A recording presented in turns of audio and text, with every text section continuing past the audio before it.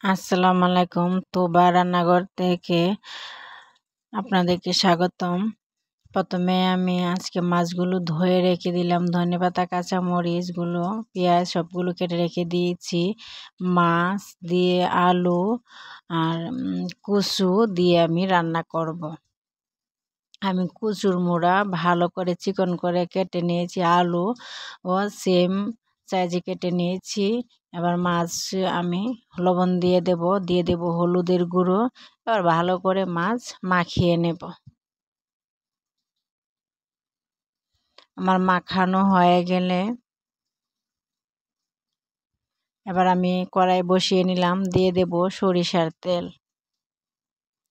তেল গরম হয়ে গেলে আমি মাছগুলো দিয়ে দিচ্ছি। এক এক করে সবগুলো মাছ আমি দিয়ে দেব, ভালো করে ভেজে নেব। আমার মাছ দেওয়া শেষ। এবার আমার মাছ ভাজা হয়ে গেছে। আমি মাছগুলো উল্টিয়ে নিচ্ছি। আমি সবগুলো মাছ উল্টিয়ে নেব।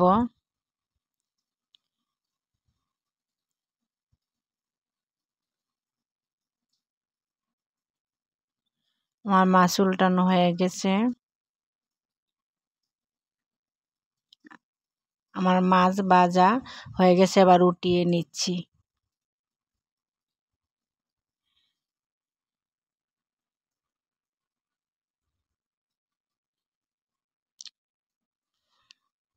এবার আমি আলু দিয়ে দেব। আলু আর কচুর মুড়া আমি দিয়ে দেব, দিয়ে ভালো করে ভেজে নেব। দিয়ে দেব সামান্য হলুদ আর দিয়ে দেব সামান্য লবণ। এবার ভালো করে নেড়ে চেড়ে মিক্স করে নেব।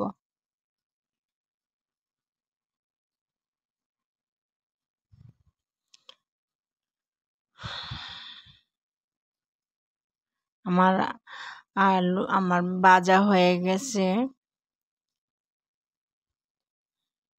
দেখুন আমি ভালো করে ভেজে নিয়েছি। এবার আমি দিয়ে দিলাম আরেকটা কড়াইতে পেঁয়াজ, তেল।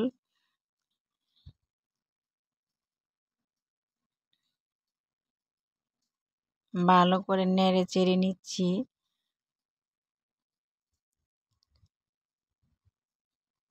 সামান্য আমি আস্ত জিরা দিয়ে দিয়েছি। আর ভালো করে নেড়ে চেড়ে নিচ্ছি। দিয়ে দিলাম 2 চামচ রসুন পেঁয়াজ বাটা, ভালো করে মিশিয়ে নিচ্ছি। ভালো করে মশলা আমি কষিয়ে নেব।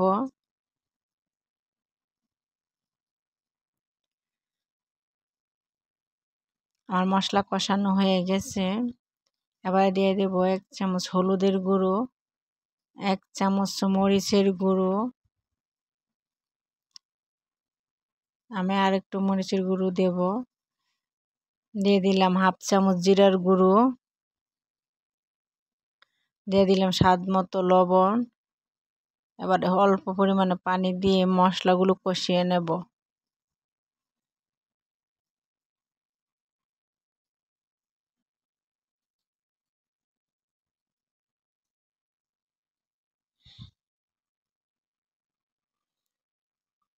এবার আমি 2 মিনিট ভালো করে কষিয়ে নিয়েছি। দেখুন আমার কষানো হয়ে গেলে আবার দিয়ে দেবো ভেজে রাখা আলু আর কচু। আবার ভালো করে মিশিয়ে নিয়েছি। এবার অল্প পরিমাণ পানি দিয়ে কচু, আলু মশলার সাথে ভালো করে কষিয়ে নেব।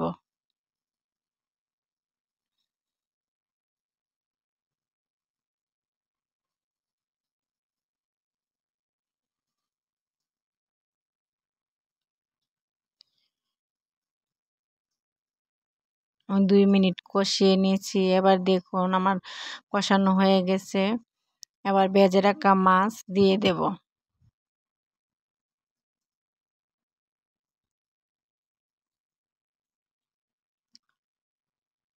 এবার দিয়ে দেব পানি। আমি এখানে গরম পানি দিয়েছি।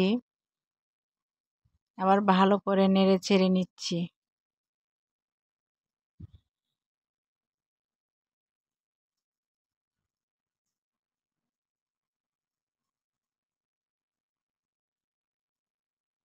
এবার আমি ঢাকনা দিয়ে ঢেকে দেব।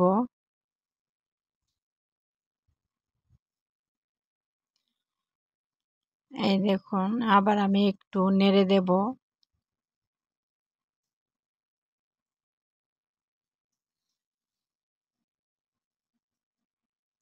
এবার ধনেপাতা কাঁচামরিচ দিয়ে দিলাম, ভালো করে মিশিয়ে নিচ্ছি। এবার আমার তরকারি হয়ে গেছে, আমি পরিবেশন করে দেখাচ্ছি।